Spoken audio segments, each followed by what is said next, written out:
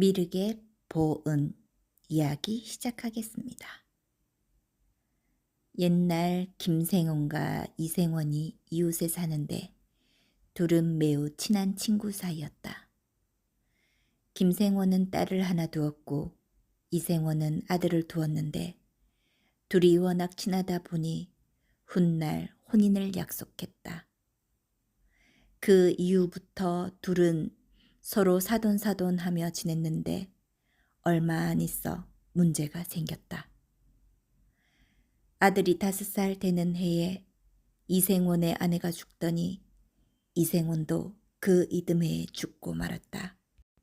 천혜의 고아가 된 이생원 아들이 오갈 데가 없게 되자 김생원이 자기 집에 데려와 키우게 되었다. 그도 워낙 어릴 때부터 어른들이 하던 이야기를 들어온 터라 자기가 크면 김생원의 사위가 될 것이라는 사실을 알고 있었다.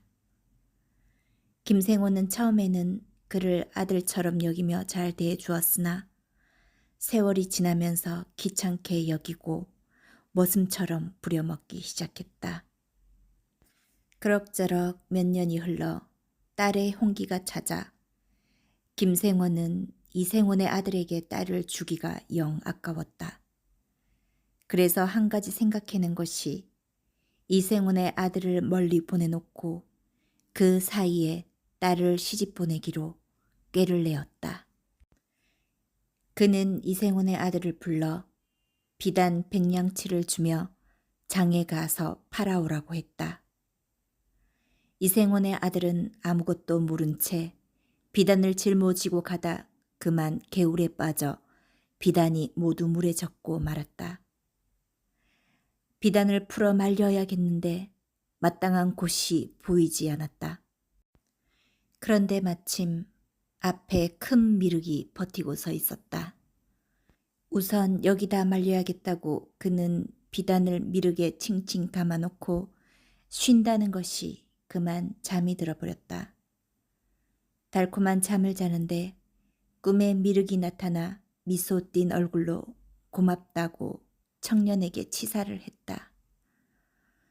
내가 수백 년을 여기에 있으면서 명태나 능금 조각은 얻어 먹었지만 비단옷을 입어보기는 처음이네. 너의 뜻이 가득하여 주는 것이니 유용하게 쓰거라. 이 글을 만지면서 속으로 주문을 외우면 내 뜻대로 될 것이다. 비단을 말리기 위해 미륵에 감은 것을 자기에게 입혀준 것으로 알다니 신도 별 수 없구먼. 하고 생각하는 순간 눈을 떠보니 과연 머리맡에 글 한자씩이 쓰인 종이 2개가 있었는데 거기에는 그칠 지와 움직일 동 2자가 각각 쓰여 있었다.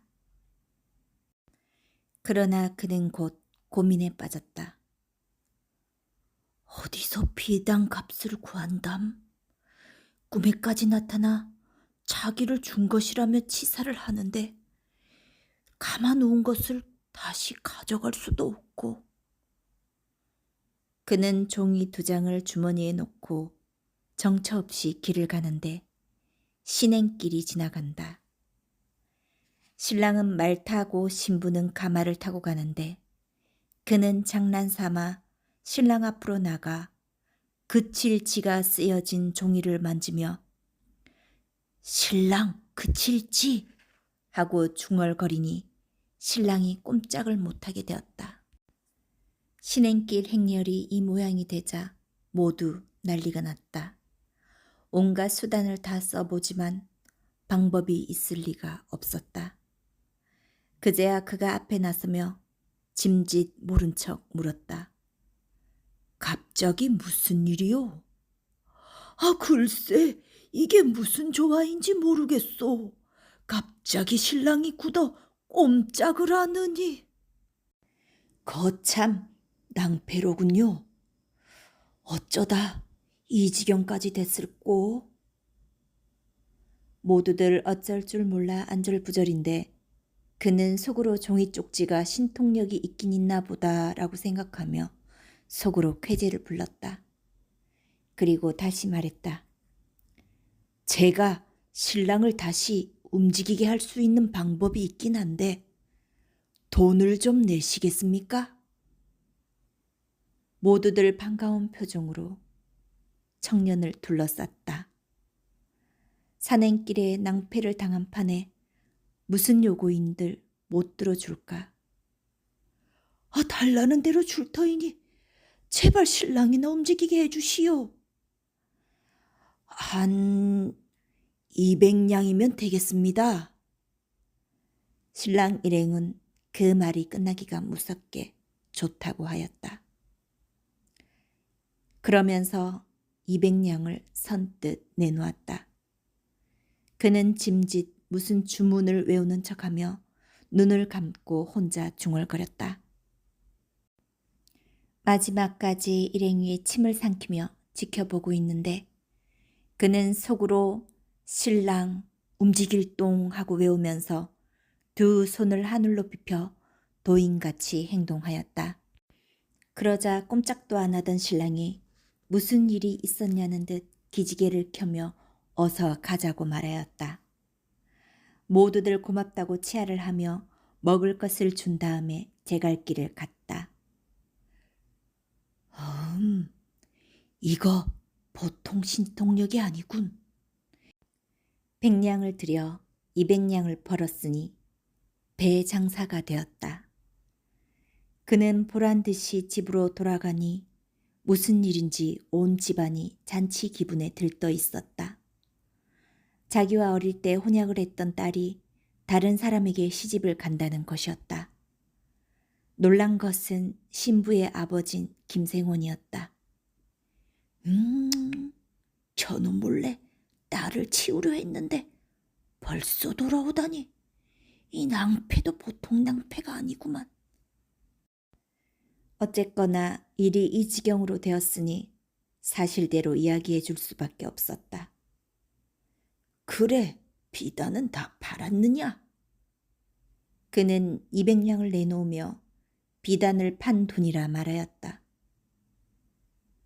그런데 저 몰래 따님을 시집 보내기로 했다니 이건 약조 위반이 아닙니까? 어릴 때 장난삼아 한 말을 가지고 무슨. 그러고는 사정을 하며 이해해 달라고 하니 그도 아무렇지도 않은 듯 대답하였다.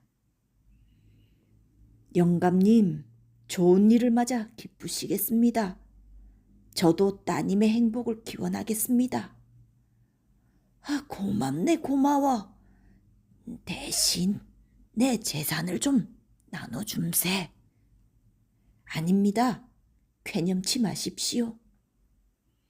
그렇게 대답하고 물러난 후 아무렇지도 않은 표정으로 웃으며 잔치 일을 거들었다. 다음 날이 되자 신랑 행렬이 당도하였다. 신랑이 대문 안으로 막 들어서려는 순간 그는 속으로 신랑 그칠지 하고 주문을 외웠다. 그러자 신랑이 꼼짝을 하지 않았다. 모두 우왕좌왕하는데 그제야 속으로 신랑 움직일 동 하자 신랑이 움직였다. 대문 안에서 그리고 마당에서 혼례식이 치러지기까지 몇 차례 그래 놓으니 신부 집에서는 난리가 났다. 아이고, 저런 병고를 어떻게 감당하겠느냐? 이 혼사는 무효다, 무효야. 잔치판이 엉망이 되어버렸는데 신랑이 돌아가고 나서도 문제는 계속되었다. 이젠 처녀가 그런 꼴을 당하게 된 것이었다. 이런 소문은 퍼져나갔으니 누가 처녀와 혼인을 하겠다고 하겠는가. 그제야 그가 김생원 앞에 나가 정식으로 청혼을 했다. 이제 어쩔 수 없으니 저를 사위로 삼아 주십시오. 적당한 날을 받아 둘이 혼례식을 올리니 그 이후로는 병고가 다시 생기지 않고 잘 살았다. 그는 간혹 혼자 중얼거렸다. 미륵님한테 비단 옷을 한 벌 더 입혀드려야 되겠구먼.